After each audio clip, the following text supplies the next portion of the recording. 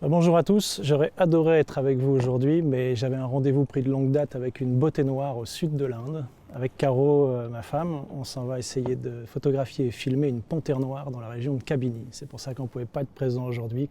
Heureusement, on a trouvé cette petite astuce avec la vidéo pour être quand même un petit peu avec vous. Apparemment, je suis né différent. L'âge où, normalement, vous avez tous été propres, vous avez parlé, vous aviez des interactions, etc. Moi, j'avais rien de tout ça. Je parlais pas, je marchais pas, j'étais pas propre, je grognais, je repoussais. Ma mère m'a du coup baptisé Grizzly, le petit ours. Et à ma naissance, j'ai eu un Saint-Bernard, Ursula. Et tous les soirs, je me réfugiais me blottir contre elle. Et donc, quand ils m'ont emmené voir les médecins, parce qu'ils trouvaient que j'étais a priori pas normal, pas dans la norme, les médecins ont parlé d'autisme. Et ils ont dit, puisqu'il accepte le contact avec son chien, mettez-le en contact avec plus d'animaux. Et donc, mon père avait un magasin de bricolage, il a mis une cage dans le fond du magasin avec 2 chimpanzés, un kangourou, un perroquet et Lulu, Ursula. Et mes copains m'ont appris à sociabiliser. Je suis sorti de mon mutisme progressivement et j'ai fini par pouvoir aller à l'école. Et donc Ursula et ses copains, ça a été majeur pour moi. Moi j'estime qu'ils m'ont sauvé la vie en m'en offrant une. Et c'est pour ça qu'aujourd'hui, je paye ma dette. C'est à mon tour de faire quelque chose pour eux.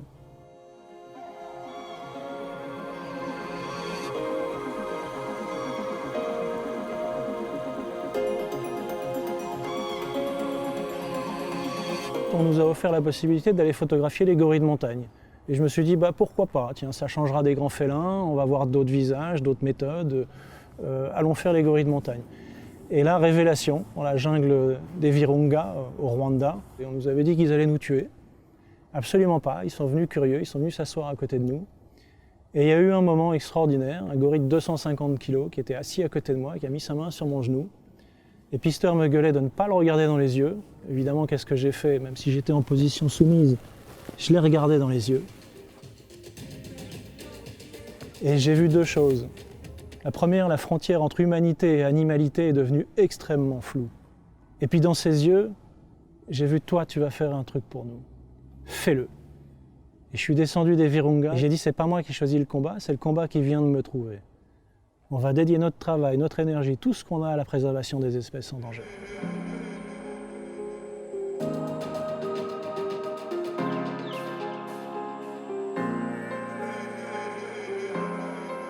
On nous dit qu'on est à l'aube d'une extinction massive.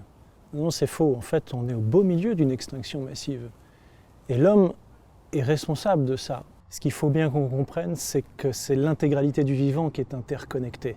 Si on laisse disparaître ces espèces, nous ne savons pas, nous sommes incapables de comprendre aujourd'hui les conséquences en cascade qui au bout toucheront l'humanité, n'ayez aucun doute. Il y a quelques mois, on donnait une conférence en extérieur pour les enfants de la région. On a reçu à peu près 1000 enfants sur 3 semaines. Et on leur parlait du métier d'aventurier photographe et de la préservation. Et à chaque fois, à la fin, je leur disais, est-ce que vous avez bien compris que c'est important de préserver toutes ces espèces? Et il y avait un petit binoclard, comme je l'appelle, qui n'avait pas de copain, qui était sur le côté, qui levait le doigt et qui attendait que je lui donne la parole. Et il me dit, il lève le doigt comme ça. Je lui dis, oui, vas-y. Et il me dit, parce que monsieur, quand on les aura tous fait disparaître, nous serons les suivants. Ça, je pense que c'est de l'intelligence instinctive. Mais il a raison.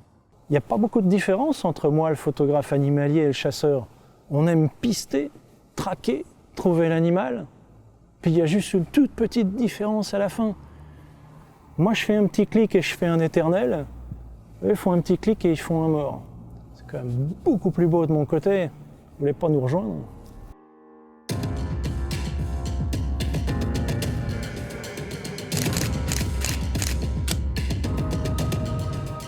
Qu'est-ce que je pourrais vous dire sur les femmes? Non, moi j'ai surtout envie de vous parler de la mienne parce que j'ai la chance d'en avoir une qui est fantastique. Elle aime pas beaucoup être devant la caméra, mais ce qu'elle fait derrière est absolument dingue. Et vous voyez les vidéos, toutes les vidéos qui ont été faites et montées, c'est elle qui fait ça et la tâche n'est pas facile. Quand on reçoit des enfants dans les écoles, etc., je parle toujours des lionnes parce que même si elles vivent dans une société dominée par les mâles ne font finalement que leur garantir un territoire sur lequel d'autres mâles vont pas venir tuer leurs petits, ce qui arrive quand même parfois. Et en fait, si vous regardez bien, ce sont les femelles qui font tout, absolument tout. Des fois, je rigole avec les petits dômes. Je leur dis toujours, vous voyez, c'est un peu comme vous, quand vous arrivez à la maison, vous mettez les pieds sous la table, c'est maman qui fait tout. mais les petits lions sont assez comparables avec les petits dômes. Moi, j'avais envie de vous parler d'un truc que je trouve intéressant et interpellant, c'est que traditionnellement, on a tendance à penser que dans la nature, c'est systématiquement le mâle qui domine. C'est pas tout à fait vrai, regardez bien les choses, il y a un nombre de sociétés matriarcales dans la nature, et on est en train de se rendre compte d'une chose vachement intéressante en plus, c'est que dans ces sociétés-là, où ce sont les femelles qui lead, des fois éventuellement dominées, l'espérance de vie est largement supérieure. A priori, c'est parce que les choses se font beaucoup plus par la concertation et les alliances que par la confrontation physique. Il y a peut-être un truc à méditer là.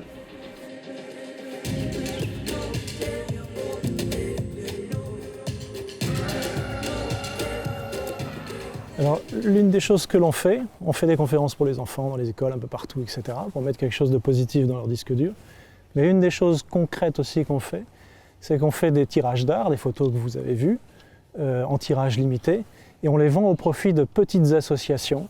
Par exemple, en ce moment, on va sponsoriser une association qui s'appelle Akashinga, au Zimbabwe, qui a été fondée par un ancien militaire australien, et qui donne du travail aux mères célibataires de 20 à 30 ans, qui n'auront plus de mari. C'est terminé, là-bas elles sont pour plein de raisons sociétales. Et donc il les forme rangers, il les forme à crapahuter dans la brousse, il les forme au maniement des armes, donc ça donne du travail à ces femmes, et immédiatement elles deviennent rangers et préservent la faune sauvage en brousse. Et ça fait sens. Et donc on détermine ces petites associations dans le monde, et on leur envoie des moyens, on les soutient.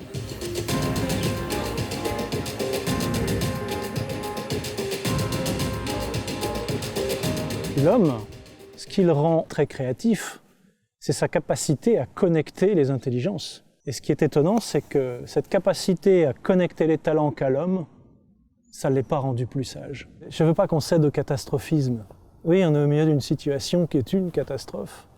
Moi, les choses, j'estime qu'elles ne sont pas terminées, que l'homme est capable d'un génie hallucinant et qu'on peut faire des choses. Et je suis convaincu qu'on peut changer le monde. Et j'ai envie d'y croire avec vous tous.